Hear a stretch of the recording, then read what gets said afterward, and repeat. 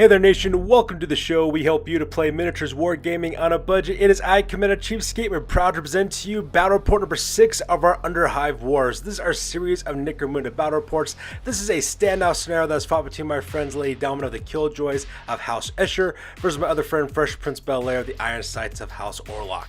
So this is 6th battle report so far in our Peach Trees Turf War. This is the very last battle of cycle number 2. After the end of this battle, of course, we'll jump directly to cycle number 3 for a whole new rounds of combat. And we go again, once again, taking a look at what happens in the dome of Peach Trees and what kind of chaos and craziness that happens with that one. So that being said, ladies and gentlemen, we're going to play some background music real quick. We're going to show you the photos of both gangs as well as their gang rosters. If you want to see exactly which of these gangs is packing for this scenario, please feel free to pause and to check it out at your own leisure. So with that being said, ladies and gentlemen, let's get this on.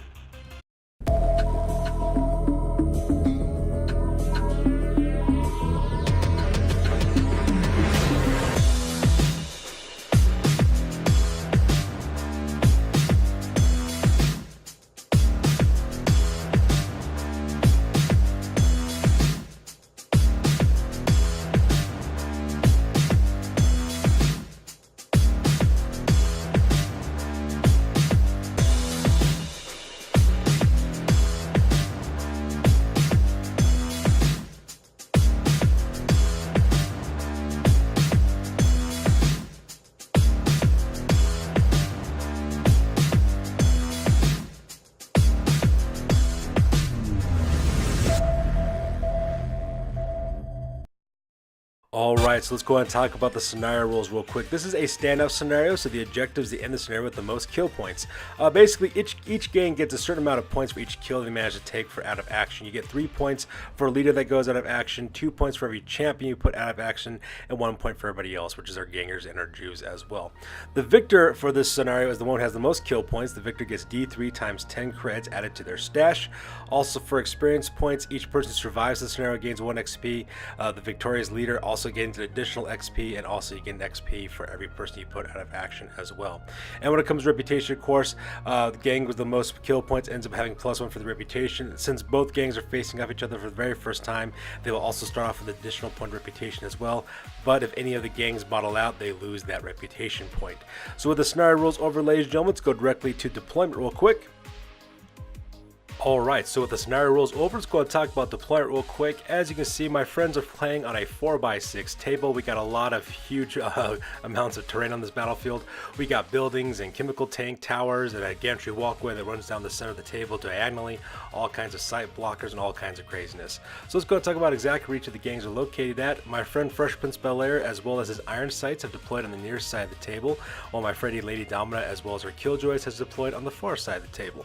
And as you can see, both forces are relatively kind of arranged diagonally towards each other. The iron sights are pretty much occupying the Parkway apartment building there, while the Killjoys are occupying the MCI chemical tank farm there, the horizontal tank farm, as well as that gantry walkway there in the center. So with that being said, ladies and gentlemen, let's go ahead and zoom in real quick and see exactly where each of the gangs are located at. Alright, so starting with the iron sights, over here on the left-hand side on the bottom floor of the Parkview apartment buildings, you have 3 members of the iron sights. Leading up in front, you have Clunk, that's a gang who's armed with a shotgun. Right behind him is the gang champion Bubba Zanetti, that guy's armed with a flamer. On the right-hand side there, you have Kundalini as well. He's armed with a shotgun as well as an axe. And they're there to kind of secure the bottom floor for the iron sights. Meanwhile, on the very top level of the Parkway apartment buildings, on the very top, you can see him right there in the center. That's the Toe Cutter. That's the leader of the Iron Sights. Right next to him on the left-hand side, that is the Night Rider. That's his champion who's armed with a heavy stubber as well. Over on the right-hand side, you have Mudguts. That's a ganger who's armed with the last gun. Of course, that guy with the cloak over his shoulder, that is Starbuck. He is also armed with the last gun as well. And these guys on the very top floor of the Parkview apartment buildings, because it gives them pretty good overwatch over the entire battlefield as well. And since these guys are packing long-range weapons, it makes kind of sense that my friend Fresh Prince Bel-Air has deployed these guys in this area. So that makes it the deployment here in the center lines. And finally, located here on the right-hand side, right behind that barricade, we have the remainder of his gang. You have Rizzo there on the left-hand side. That guy's a ganger, armed with an axe as well as a last pistol. He also has his, Fresh Prince Bel-Air has his 2 Jews there as well. You have, what's his name? I think Raza is his name. That's the guy who's armed with the stub gun. He's the blonde-headed one. And the guy with the dark hair armed with the auto pistol, that's Johnny the Boy, which is his very last Juve.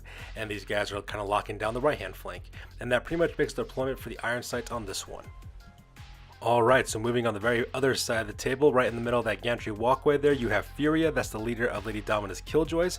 On the right of her, you have Lucky Lucy. On the left of her, you have Mad Max. Those two gangers are armed with lasguns. And the very far left with that sniper's cloak on, that is the one-shot blonde. She is also a ganger armed with a lasgun.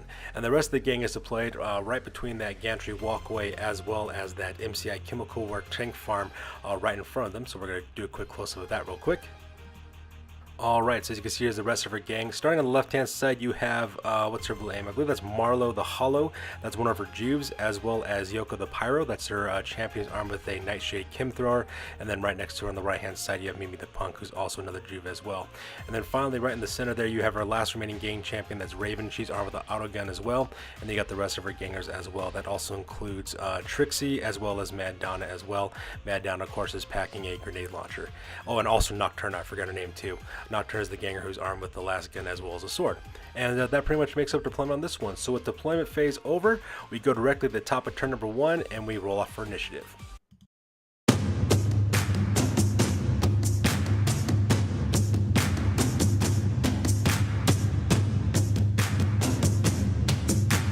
Alright, so the Killjoys get to go first. So Lady Domina activates Furia, and since Fury has the commanding presence ability, she gets to activate one additional fighter aside of the two she can already activate as a leader. So because of that, she activates that little 4-man fire team right there on the top. She activates Furia, Mad Max, Lucky Lucy, as well as One Shot Blonde as well. And the very first thing that she does, she has these gang members take aim with their long-range fire to open up on the iron sights on the top of the Parkview apartment buildings. Because they have to target the nearest character first, that guy ends up being the Toe Cutter, which is the leader of the iron sights at this point. So Lady Domina takes Furia, she takes aim with her bolt gun, manages to open fire. Not only does she manage to hit, but she also manages to inflict wounds onto the Toe Cutter as well. And like we said before, not only does she manage to hit as well as to wound him, because that gun causes 2 damage, it drops him down below his 2 wounds.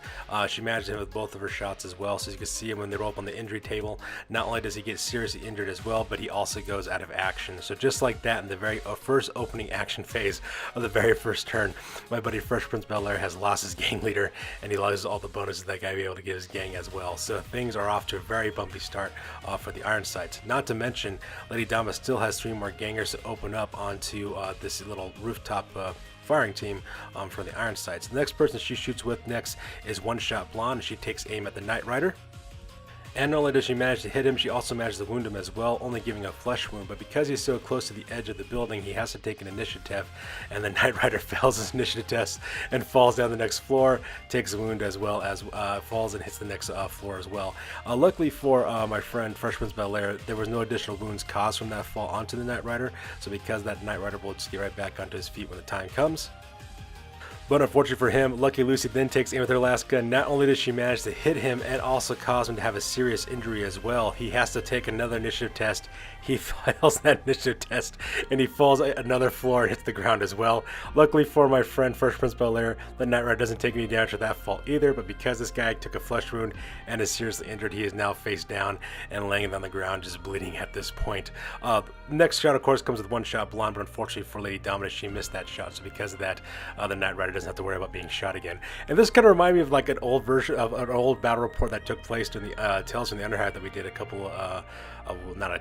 long time ago for one of our scenarios where my jury fought against Fresh Prince Bel-Air's iron sights, and the exact same thing happened to his heavy stepper wielding heavy. He got shot down multiple floors of stairs, which is actually kind of cool. But anyways, that makes up the first opening turn for the Killjoys in this action phase. So now to be outdone by the Killjoys, my buddy Fresh Prince Bel-Air activates his champion, which is Bubba Zanetti. He also activates Clunk, which is his ganger, because champions activate one additional fighter as well. And as you can see in this action phase, they do a double movement to make up to the second floor of that walkway there on the metro. It looks like what my buddy Fresh Prince Bel-Air is sending these guys to be a flanking element to attack that 4-man fire team from Lady Domina's Killjoys. And that pretty much makes the action phase for these 2 fighters.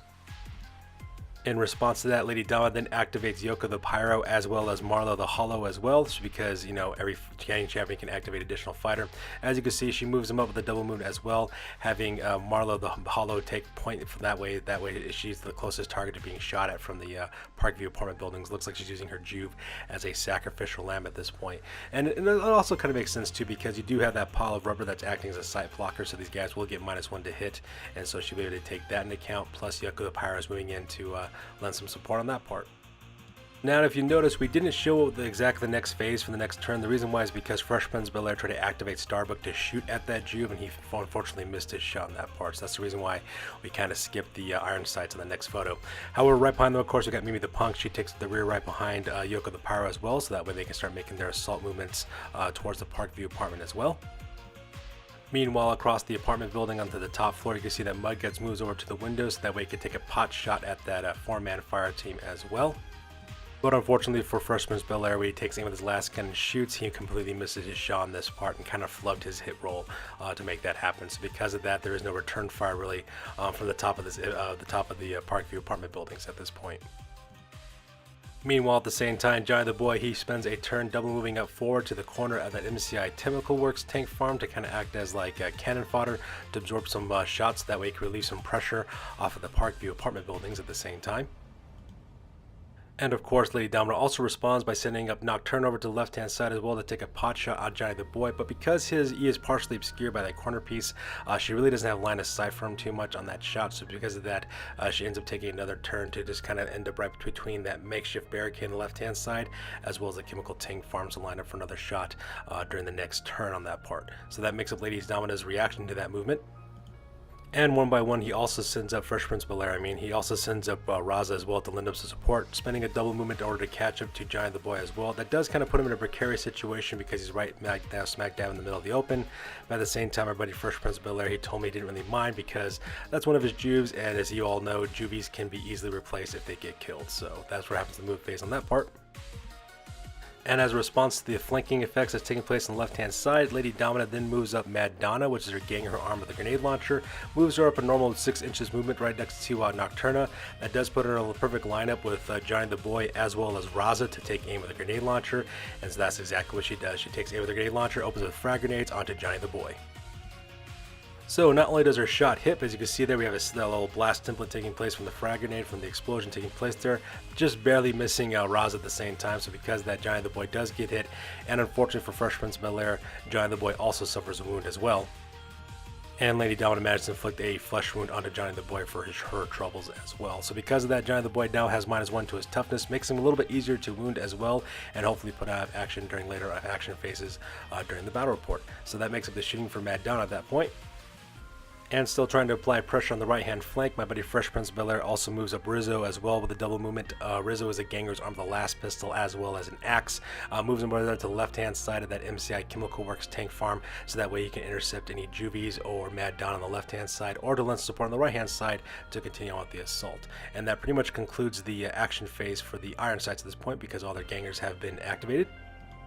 So the very last people she activates is her champion Raven, and since Raven can also activate another fighter because she's a gang champion, she also activates Trixie as well. And as you can see in this picture, they spend one of their movement points to move up to the very top of that wall where the MCI Chemical Works tower is. That also puts them in a good line of sight to look at the various Juvies as well as gang members from the Iron Sights that are trying to assault on the right-hand side. And as you can see in this photo, she takes aim with Raven's auto gun, cuts loose with the rapid fire. Not only does she manage to put a wound onto Raza, the Juvie, she also manages to put him down as well. So because he rolled up serious injury on that part, so he's laying face down in the ground, just kind of bleeding out at that point. That does cause a nerve test to take place for both Rizzo over there on the left-hand side, who passed it, as well as Johnny the Boy, who failed it. So because of that, Johnny the Boy just runs away, I think 8 inches or so, to escape and cover, because he just lost his nerve watching his friend just get shot with an auto gun. And here's a close-up of Johnny the Boy just running to the other side of that blasted apart wall, because he doesn't want to get shot anymore by any more Killjoys, and that's where he'll end up with the rest of his turn as well, with his nerve broken and also taking a flesh wound.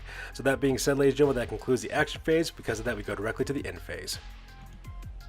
The first thing that takes place, of course, is when we go directly to the Knight Rider to see if this guy gets back on his feet again for his recovery.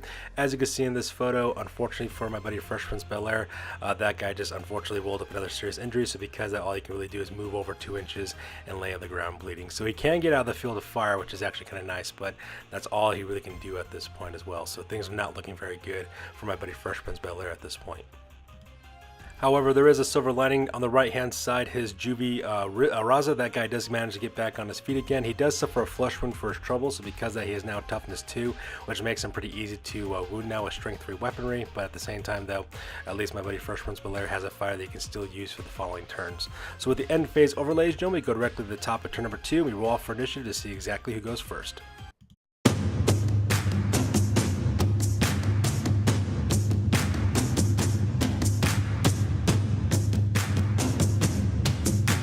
So with the Iron Sights managed to steal the initiative on this second turn, we go directly to the action phase. As you can see in this photo, my buddy Fresh Prince Belair activates both Bubba Zanetti as well as Clunk. Those guys spend a movement turn getting up to the top of that gantry walkway. That puts them in a perfect crossfire position to take out that 4-man fire team. That include Lady Domina's leader, Furia, and he also takes aim with both of those guys using the Knight Riders. Oh, sorry, not the Knight Rider. Using Bubba Zanetti's autogun as well as Clunk's solid shot with a shotgun. They take aim and they open fire onto the members of the Killjoys. Alright, as you can see in this photo, not only does Clunk manage to hit as well, but he also causes a wound onto Mad Max, giving her out of action as well, so that part's kind of sad. So because that, Mad Max will need to roll up on the serious injury table to see exactly what happens to her at the end of the battle report. Because they just watched a member of their gang get taken out of action, these 3 ladies do have to roll up to see if they keep their cool. Luckily for Lady Domina, all 3 of them do. However, when it comes to the next portion of the shooting, which comes from Bubba Zanetti, he takes aim with the rapid fire ability of his autogun, managed to hit both Lucky Lucy as well as One-Shot Blonde, but unfortunately for him, he was unable to wound either of them. So because that, both those 2 fighters are pinned, and Fury is just standing there watching her friends just getting hit from a long distance by Bubba Zanetti, and that pretty much makes the action phase on this half of the table.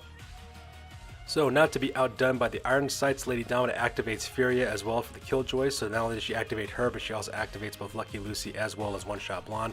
Both those ladies respectively get back on their feet, spending an action point in order to do that, so that way they can escape pinning. And because of that, all 3 of them start moving up forward, get ready to turn and get ready to shoot back at the Bubba Zanetti as well as Clunk, who just opened fire on the here in the left-hand flank. And as you can see in this photo, unfortunately, Dama, though, she wasn't able to inflict any wounds onto either Bubba Zanetti or well as on Clunk either. That guy's only pinned at this point. But to make matters worse for Lady Domina, when she went to roll for a rapid fire ability for a bolter, she did roll for an ammo check, which unfortunately Lady Domina accidentally failed. So because of that, Furia is now out of ammo for a bolt gun, so she'll need to spend a simple action on her next turn during the action phase to reload, so that way she can restart shooting again with her bolt gun. And that pretty much makes the action phase for this little team. This photo is actually going to make up the next 2 action phases for my friend Fresh Prince Belair, because he activates Starbuck as well as Mudguts one at a time. Of course, when they show the next photo, of course, that's going to show the next 2 action turns for Lady Domina, because these guys kind of went back and forth pretty quickly. Over on the left-hand side, Mudguts does try to take aim and shoot at that kill team that's on the top of that gantry walkway for the Killjoys, but just like last time, he was unable to connect any of his shots in that part, so that was kind of sad as well. Same thing with Starbuck on the right-hand side. When he took aim with his last gun to open fire, he also missed his shots as well. So because of that, these 2 guys pretty much didn't know much of anything during the action phase for Fresh Prince Belair. Which, like I said, of course, takes the next 2 actions over here on the right-hand side for Lady Domina. As you can see in this photo, she moves up with her Juvie, Marla the Harlow. She tries to take a shot at Rizzo right then, but unfortunately her shot just kind of fired wide, unfortunately, so because that she didn't really get much of anything off.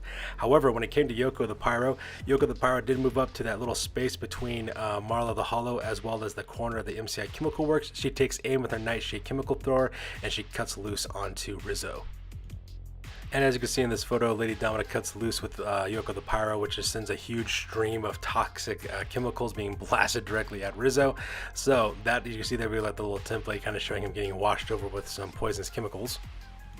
So not only does Yoko the Pyro manage to hit as well as to wound Rizzo, she also managed to put him down in serious injury in that part, so because he's laying on the ground just kind of bleeding out, which could be pretty bad for my friend French Prince Belair, because if in the next turn either Yoko the Pyro or Marla the Hollow manage to charge directly into this guy, he'll automatically go to have action with a coup de grace to kind of finish him off in the close combat phase. So things are definitely not looking good for my friend Fresh Prince Belair. His long range guys are failing their shots, his flanks are starting to collapse, and things are not looking very good for the Iron Sights at this point. And as you can see in this photo, because Rizzo just got taken down pretty quickly, that character Raza was like, ain't got no time for this. And as you can see there, he failed his cool check. He also ran, I think, 9 inches away is what he ended up doing, running on the other side of that wall, so that way he could get away from being shot at as well. So definitely the right hand flank for my friend Fresh Prince Belair is now collapsing. Meanwhile, here on the left-hand side, I believe that guy's name is Clunk. No, I'm sorry, that's Kundalini. I'm sorry. That's the ganger who's armed with a shotgun as well as an axe.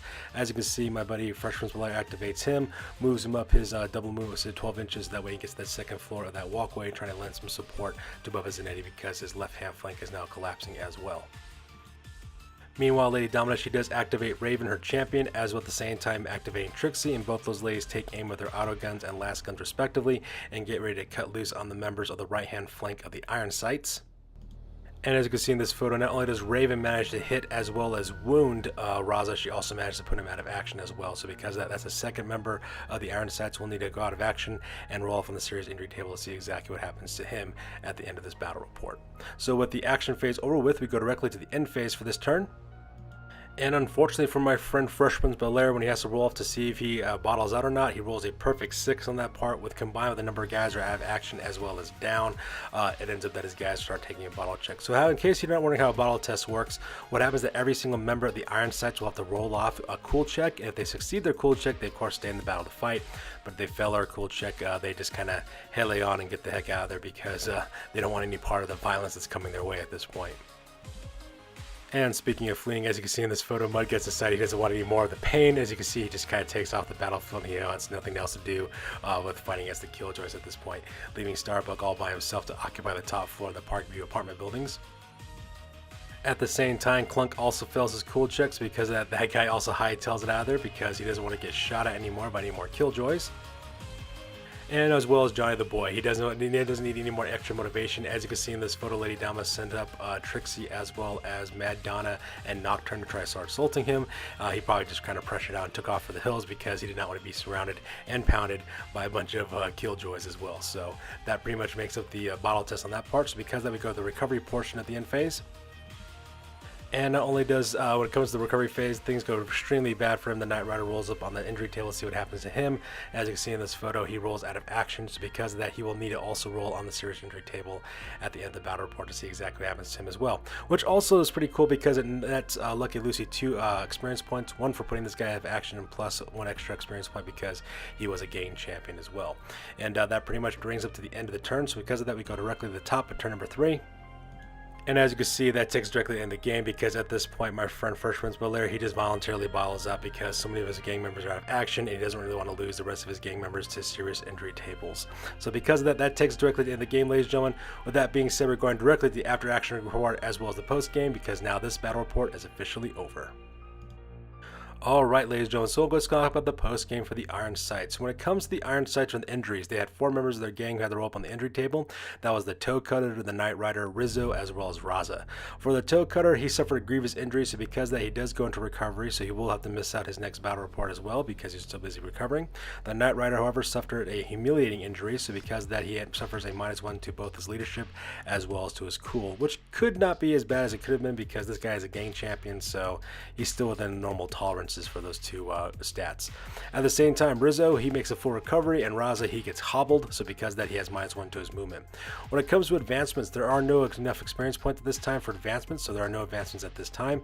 In the end, the territory, they did work their territory, getting 60 creds from their territory, and my buddy decided to take all 60 of those creds and put in the stash right now because he's trying to save up for some additional gang members as well as some special weapons as well. For his reputation, he did gain a point of reputation for fighting against the Killjoys for the very first time, but because he bottled out in this battle report, he also lost his reputation point, so he's still stuck at 0.